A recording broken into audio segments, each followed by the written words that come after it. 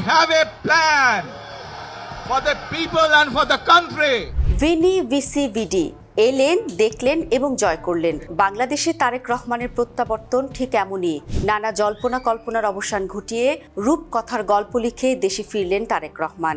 দেশ ছেড়েছিলেন নির্যাতিত হয়ে হুইল চেয়ারে বসে। 17 বছর পর যখন ফিরলেন তখন কোটি নেতার আশার বাতিঘর হয়ে ফিরলেন। তারেক রহমানের এই ফিরে আসার মধ্য দিয়ে নেতাকর্মীরা যেমন উজ্জীবিত, তেমনি দেশের বিভিন্ন রাজনৈতিক দলের নেতারা মনে করছেন বর্তমান রাজনৈতিক পরিস্থিতি আরও স্বাভাবিক ও পুরোপুরি নির্বাচনের দিকে নিয়ে যেতে ভূমিকা রাখবে এই প্রত্যাবর্তন।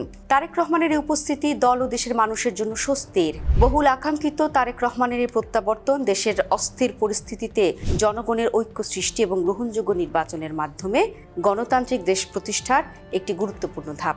সে কারণে তারেক রহমানের ফেরা কেবল একটি ব্যক্তিগত প্রত্যাবর্তন নয়, বরং এটি বাংলাদেশের স্বাধীনতা, সার্বভৌমত্ব ও গণতন্ত্র প্রতিষ্ঠায় জনগণের গভীর আকাঙ্ক্ষা ও প্রত্যাশার প্রতীকে পরিণত হয়েছে। রাজনৈতিক বিশ্লেষকরা মনে করছেন বাংলাদেশের রাজনৈতিক ইতিহাস চরম এক ক্রান্তি লগ্নে। এই অবস্থায় এই মুহূর্তে দেশের সবচেয়ে বড় দল বিএনপি নেতা হিসেবে তারেক রহমানের দেশে ফেরার মধ্য দিয়ে প্রত্যাশিত পরিবর্তনের সূচনা হবে। বিশেষ করে 2024 সালের 5 আগস্ট আওয়ামী লীগের পতনের পর ডক্টর মোহাম্মদ ইউনূস নেতৃত্বাধীন অন্তর্বর্তী সরকারের অধীনে নানামাত্রিক চ্যালেঞ্জের মধ্যে রয়েছে বিএনপি। সঠিক সময় নির্বাচন অনুষ্ঠানের সন্দেহ, দেশে চরমপন্থী সংগঠনগুলোর নানামাত্রিক উত্থান সহ নানা ধরনের চ্যালেঞ্জের মধ্যে দেশে ফিরেছেন তারেক রহমান। আর তাই গণতান্ত্রিক পথে ফিরতেই তারেক রহমানের এই যে ফিরে আসা, এটি গুরুত্বপূর্ণ। তারেক রহমানের স্বদেশ প্রত্যাবর্তন দিন শেষে বাংলাদেশের গণতন্ত্রকে আবারও সুসংহত ও শক্তিশালী করছে বলে মনে করছেন রাজনৈতিক বিশ্লেষকরা। এক কথায় রাজনৈতিক স্থিতিশীলতা, অবাধ ও সুষ্ঠু নির্বাচন এবং জনগণের ক্ষমতায়নের জন্য তারেকের সক্রিয় ভূমিকা পালন করা জরুরি, যা দেশের গণতান্ত্রিক ভবিষ্যৎ তৈরিতে ভূমিকা রাখবে বলে অনেকে মনে করেন। প্রথমত, তিনি বাংলাদেশের অন্যতম বড় একটি রাজনৈতিক দলের প্রধান এবং তারেক রহমানের নেতৃত্ব দলের নেতাকর্মীদের মধ্যে ঐক্য উদ্দীপনা যোগাতে পারে। তাছাড়া অনেক সাধারণ মানুষ ও বিএনপি সমর্থক মনে করেন তারেক রহমানের উপস্থিতি দলকে আরও সুসংগঠিত করবে এবং জনগণের আশা আকাঙ্ক্ষা পূরণে ভূমিকা রাখবে।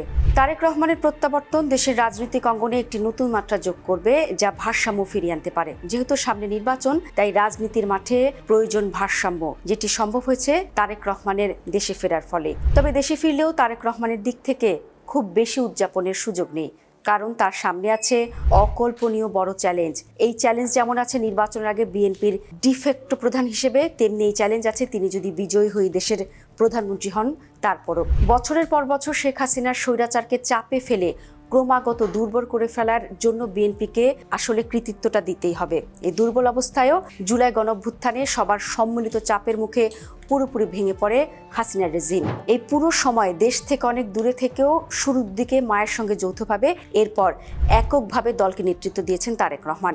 শেখ হাসিনার পতন এবং ভারতে তিনি পালিয়ে যাওয়ার পর আওয়ামী লীগের সমর্থন রাতারাতি শেষ হয়ে যায়নি, এটা কিন্তু সত্যি। কিন্তু যেহেতু আওয়ামী লীগের কার্যক্রম নিষিদ্ধ আছে, সেই জায়গা থেকে দলটি তার নেতৃত্ব পুনর্গঠন করে সাংগঠনিকভাবে কার্যক্রমে ফিরে আসতে দীর্ঘ সময় প্রয়োজন হবে। ফলে বাংলাদেশের রাজনীতির মাঠে সত্যি কথা বলতে বিএনপি প্রায় একক শক্তি হিসেবে এই মুহূর্তে বিরাজ করছে। একটি বিষয় জানিয়ে রাখি, সাম্প্রতিক বছরগুলিতে জামায়াত ইসলামের সমর্থন এবং শক্তি দুটোই বৃদ্ধি পেয়েছে, তবে সেটা বিএনপির সমর্থনের ক্ষুদ্র একটা অংশই। অর্থাৎ আগামীর গণতান্ত্রিক বাংলাদেশে বেশ লম্বা সময় বিএনপি প্রধান রাজনৈতিক দল হয়ে থাকবে। এই ক্ষমতায় আসার পর সরকার পরিচালনায় এবং রাজনৈতিক দল হিসেবে মাঠে কেমন করবে বিএনপি, সেটার সঙ্গে আসলে জড়িয়ে গেছে দেশের এবং জনগণের ভাগ্য।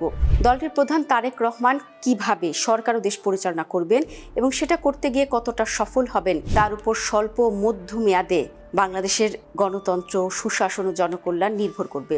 সবকিছুর আগে দেশে একটি অবাধ, সুষ্ঠু, গ্রহণযোগ্য নির্বাচন হতে হবে। নির্বাচনকে কেন্দ্র করে এখনো কিছু ব্যক্তি এবং গোষ্ঠীর অনিশ্চয়তা সৃষ্টির ষড়যন্ত্র আছে। সেটাকেও নস্যাৎ করে দেশকে গণতন্ত্রের পথে নিয়ে যাওয়ার মতো সক্ষমতা এবং তৃণমূল পর্যন্ত সাংগঠনিক শক্তি কিন্তু একমাত্র বিএনপিরই আছে।